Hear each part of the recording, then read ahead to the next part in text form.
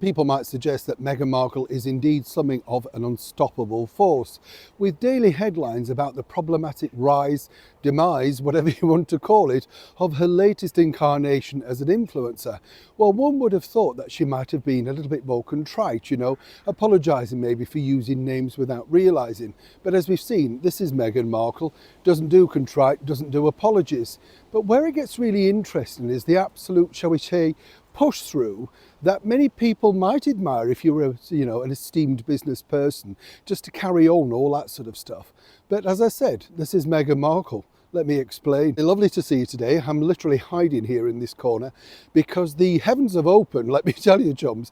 And it's just one of those things, where you think, oh, it started off quite nice and sunny. Oh, yes, false sense there. You get out, suddenly it's torrential rain. We've had a bit of thunder, a bit of fog. I don't know where all this weather's coming from. It's just a strange thing, isn't it? But we're heading towards the end of February. And I don't know about you, unless, of course, you're in Australia, but I don't know about you. I quite like this period of the year because then you're sort of headed into at least signs of spring. Yes, spring has sprung, all that sort of stuff, a young man's fancy. You remember all of those sayings, don't you? Easter bonnet parade. Were you an Easter bonneter? Were you in a parade? All of those things you never see now, do you? By the way, thank you for your comments regarding the Five Guys debacle. Ridiculous. That's the end of them. So many people are unhappy about it. So many can't afford it, but neither can the people that they're literally pandering to. They'll finish that company off and then they'll wonder exactly what happened to the rise of this once, buoyant company. That's the only thing you can say. Some people might say the same thing about Meghan Markle and her buoyancy. You see, as we know, she sort of realigned herself to as ever and decided that this was the way forward. She was going to sell everything from aprons, pots and pans, all of that sort of stuff, and jam's her thing, right? I mean, as I told you, Gwyneth Paltrow doesn't seem to think that jam's her thing, but there you go.